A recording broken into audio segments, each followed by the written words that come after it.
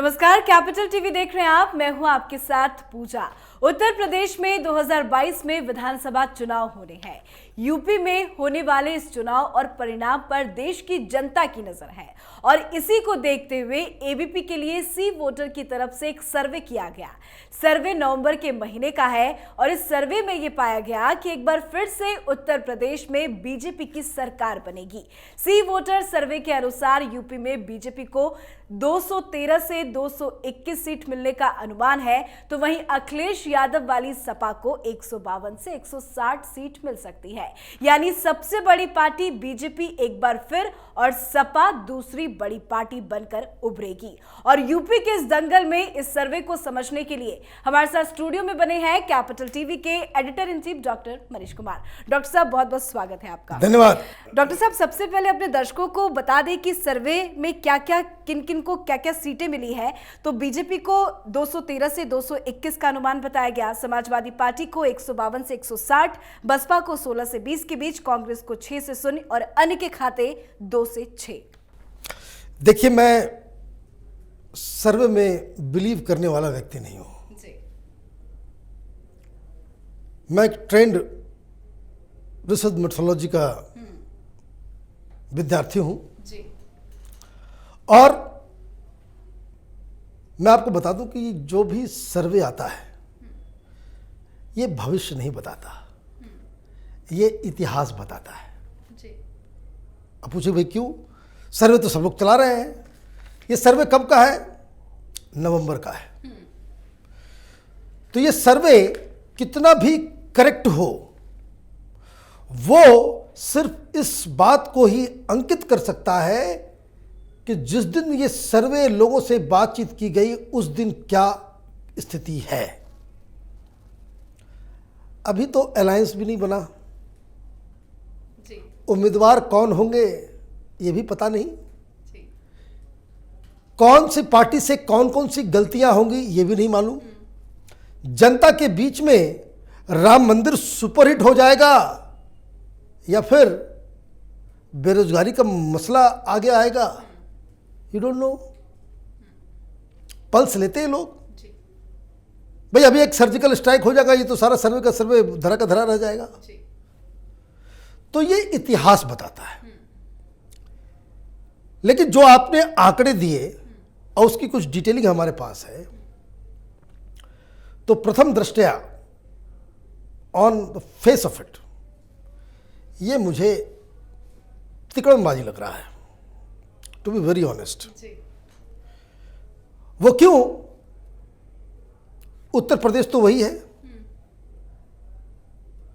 Population demography में ज़्यादा कोई फेरबदल नहीं है परसेंटेज के हिसाब से, कि चूंकि सब कुछ परसेंटेज में चल रहा है तो उसमें ज़्यादा कोई फर्क नहीं पड़ रहा।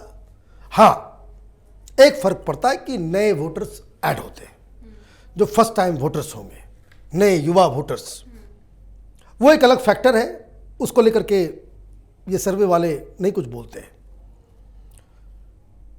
जो यूथ है उसका किधर रुझान है वो तय करता है आजकल चुनाव के नतीजों को। जाति धर्म सारी चीजें वो गौण हो गई है बिल्कुल। तो परसेंटेज के हिसाब से अगर हम देखें तो पिछली बार भारतीय जनता पार्टी को कितनी सीटें आई थी? 312 यही आंकड़ा है हमारे पास है। सॉरी, 325 सीटें भारतीय जनता पार्टी के पास, और समाजवादी पार्टी को कितने? तो 48, बीएसपी को कितना? 19, कांग्रेस पार्टी 7 और अदर्स 4। और यूपी के दो लड़कों के बीच गठबंधन भी था, कांग्रेस पार्टी और समाजवादी पार्टी के बीच में गठबंधन भी था। कितने परसेंटेज वोट आए थे?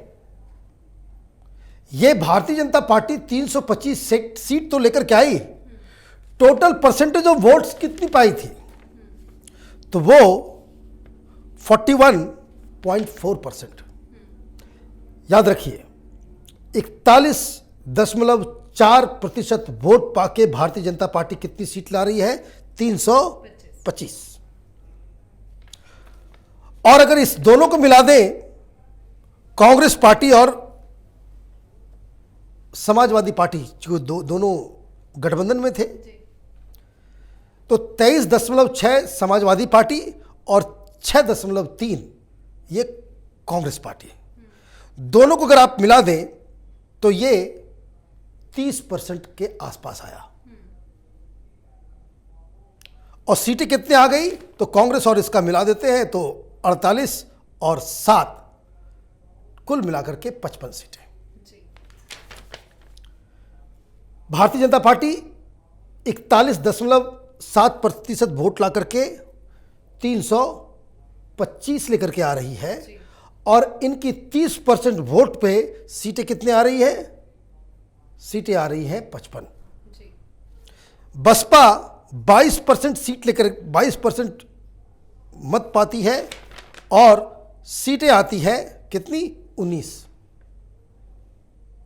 ये मैं क्यों बता रहा हूं, ये ध्यान रखने के लिए ताकि ये जो एबीपी न्यूज़ पे ये जो दिखाया गया है उसको आप समझ सके कि क्यों मैं कह रहा हूं कि ये तिकड़मबाजी है। ओवरऑल ना रीजन बदला है, ना कंस्टिट्यूंसी के शेप एंड साइज में कोई बदलाव आया है, ना डेमोग्राफिक कोई बहुत बड़ा बदलाव आया है। कहानी क्या है, इन्होंने जो नवंबर 2021 जिसकी खबर चल रही है, 2 दिन पहले जो इन लोगों ने सर्वे दिखाया, उस सर्वे में ये बता रहे हैं कि भारतीय जनता पार्टी को 40.7% वोट, और सीटें कितनी दे रहे हैं, सीटें दे रहे हैं 213 से 221। अब खेल समझ में आया, ऑलमोस्ट सेम वोट, 40-41% वोट पाकर के एक्चुअल रिजल्ट में पिछले चुनाव में भारतीय जनता पार्टी 40% से ज्यादा वोट पाकर के 41% वोट पाकर के वो लेकर के आ रही है 325 सीटें, और इस बार 40.7% वोट इनका सर्वे बता रहा है, और सीटें घट गई 100 से भी ज्यादा। पॉसिबल है क्या, पॉसिबल है नहीं। इसका मतलब क्या है, कुछ खेल हुआ। समाजवादी पार्टी को देख लेते हैं। समाजवादी पार्टी को यह बता रहे हैं कि 152 से 160 सीटें आएंगी। तो परसेंटेज ऑफ वोट क्या है, तो परसेंटेज ऑफ वोट बता रहे हैं 31%। आप सीट दे रहे हो 152 से 160 और वोट पा रहा है समाजवादी पार्टी 31%। किसी बड़े पार्टी के साथ अलायंस नहीं है, कांग्रेस पार्टी नहीं है, अकेले वो पा रही है। और पिछली बार 55 सीटें आई, कितनी वोट पा करके, यही 30% वोट पा करके कांग्रेस के साथ अलायंस था। अब जो पिछली बार जो इनको वोट मिले थे वो बट भी रहा है, वो कांग्रेस पार्टी अलग लड़ रही है। सीटें घटेंगी या बढ़ेंगी, पिछले बार से ज्यादा सीटें आएंगी या घटेंगी, घटेंगी, ऑब्वियसली घटेंगी, क्योंकि बाकी सब कुछ तो कांस्टेंट है। वोट परसेंटेज ये साफ साफ बता रहा है कि अगर समाजवादी पार्टी अकेले 30% लेकर के आती है वोट, तो ऑलमोस्ट 55% के आसपास ही उनको, 55 सीट के आसपास ही मिलेगा जो पिछली बार मिला। बिल्कुल। सीट कितना बढ़ गया, 152 से 160 बता रहे हैं जी। तो आप प्रोग्राम करती है खेला हुई है ना, तो कहां से खेला हुई भाईबा, कैसे हो जाएगा खेला। बीएसपी, ये तो और इंटरेस्टिंग केस है। बीएसपी को पिछली बार सीटें आई थी 19 और वोट परसेंटेज था उनका 22% वोट पे सीटें कितनी मिल रही है, 19 जी। इस बार जो सर्वे आ रहा है, सर्वे में 15% बता रहे हैं कि वोट मिलेंगे, 15%, 15.1%, और सीटें कितनी मिल रही है, 20। मतलब 5% वोट कम हो जा रहा है जी। और बहुजन समाज पार्टी की सीटें बढ़ जा रही है जी। जी। करिश्मा है जी। भैया आप ऐसा काम मत किया करो। जी बिल्कुल, सर्वे को समझना बहुत मुश्किल था, तभी आज के इस खास शो में इस सर्वे को लेके आए हैं। सर, सर्वे में एक चीज़ देखी जा रही है जो बहुत ज़्यादा कन्फ्यूजन क्रिएट कर रहा है, वो ये है कि ये तो सर्वे नवंबर का है, लेकिन इसके पहले इन्होंने सितंबर में भी किया, अक्टूबर में भी किया, और धीरे धीरे जो वोट परसेंटेज है वो कम भी हो रहे हैं, सीट्स भी धीरे धीरे कम होते जा रहे हैं। तो इसके पीछे क्या कुछ? देखिए, आपने बहुत अच्छा सवाल किया। ये सी वोटर्स एबीवीपी के सर्वे का एक बहुत बड़ा डिमेरिट है जी। वो ये है कि 2017 में 41.4% वोट मिला, 325 सीटें, मतलब 41% वोट 300 प्लस, ठीक। ये इन्होंने जो पहला सर्वे किया सितंबर में, उसमें भारतीय जनता पार्टी को सीटें मिल रही, वोट परसेंटेज मिल रहा है 41.8, मतलब पिछली बार से ज्यादा। और ये सितंबर के सर्वे में कितनी सीटें दे रहे हैं, तो 259 से 267, 270 सीट, मतलब वोट परसेंटेज बढ़ जा रहा है और सीटें जादू चल रहा है। फिर जो अक्टूबर में इन्होंने किया, ये पिछली बार वही 41.4, 325, इस बार 41.3, 0.1% वोट कम हो रहा है। सीटें क्या दे दी इन्होंने, 241 से 249, 0.5%, आधा परसेंट वोट कम हो रहा है, और मतलब 0.1% के आसपास जो है वो कम हो रहा है, 0.1% वो कम हो रहा है, और सीटें ये घटा दे रहे हैं 325 से 250, 75 सीट 0.1% के डिफरेंस में। ये सर्वे तो समझ के बाहर की चीज है। और फिर जब नवंबर में कर रहे हैं तो 40.7 दे रहे हैं, और सीटें जो है आ गई 221 के आसपास। तो ये तो जैसे मैंने कहा कि on the face of it, प्रथम दृष्टया ये जो है कोई खेल लग रहा है, कोई तिकड़मबाजी लग रही है। जी बिल्कुल, जरा मुख्यमंत्री के नाम को लेकर भी चर्चा कर लेते हैं, क्योंकि उनके नाम पे ही वोट पड़ते हैं। अब अचानक से अखिलेश यादव की वोटिंग परसेंटेज काफी बढ़ी हुई नजर आ रही है। ये अखिलेश यादव को एज ए सीएम 31.7 दे रहे हैं, तो वहीं योगी आदित्यनाथ को 41, मतलब डिफरेंसेस बहुत ज्यादा नहीं नजर आ रहा है। देखिए, वहां पे 4 प्रमुख लीडर हैं जी। 4 प्रमुख लीडर जो चीफ मिनिस्टर के दावेदार हो सकते हैं, वो है योगी आदित्यनाथ, अखिलेश यादव, मायावती और प्रियंका वाड्रा। ये 4 प्रमुख चेहरे हैं, और ये चारों प्रमुख चेहरे, इनका अपना एक समर्थन है, एक बेस है। और ऐसी परिस्थिति में अगर कोई शख्स 40% के ऊपर उसकी अप्रूवल रेटिंग है, चाहे वो कितनी भी खेल हो गया हो इस सर्वे में या सच भी हो, तो 40% के ऊपर का अप्रूवल रेट जो है वो ठीक है। लेकिन ये भी कहना पड़ेगा कि जो व्यक्ति चीफ मिनिस्टर बना हुआ रहता है, वो 5-7% का एज उसको अपने विपक्षियों से नॉर्मली होता ही होता है। तो उस हिसाब से अगर सर्वे को देखें, तो उस हिसाब से योगी आदित्यनाथ की पॉपुलैरिटी जो है इस सर्वे में कम आंकी गई है। लेकिन आप तो यूपी का भ्रमण भी कर रहे हैं, ये सर्वे जमीनी हकीकत से बिल्कुल परे है। भारतीय जनता पार्टी से लोगों को प्रॉब्लम हो सकती है, कुछ नीतियों से हो सकती है, महंगाई से हो सकती है।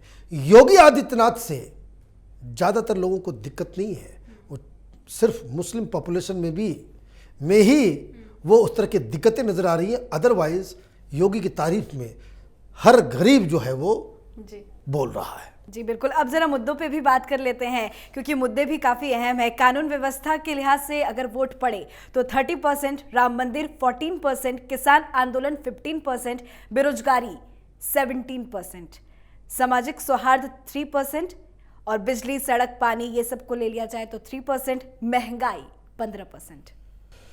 भाई ये जो इस तरह के जो सर्वे होते हैं, वो सर्वे ये लोडेड है, ये लोडेड क्वेश्चंस, लोडेड ऑप्शंस आपने दे दिए। यही सर्वे अगर मैं करूं कि क्या स्वच्छ भारत अभियान में जो बाथरूम बनाया गया है आपके घर में, क्या उस पर आप वोट करेंगे? तो 70% उस पर आ जाएगा कि हाँ उसी में वोट करेंगे।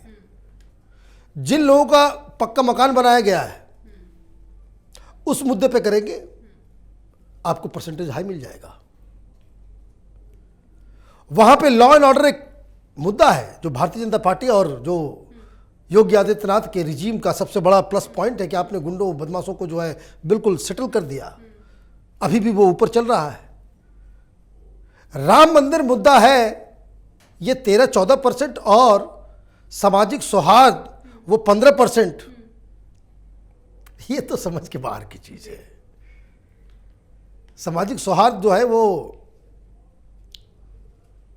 ये एक इसको कह सकते हैं कि लोडेड जैसा सवाल है। भाई किसी से भी आप पूछोगे भाई सामाजिक सौहार्द चाहिए तो कौन बोलेगा नहीं? कौन कहेगा कि भाई देश में जो दंगा होना चाहिए? कोई नहीं कहेगा। आप उस तरह के सर्वे, उस तरह के लोडेड चीजों को आप पूछते हैं।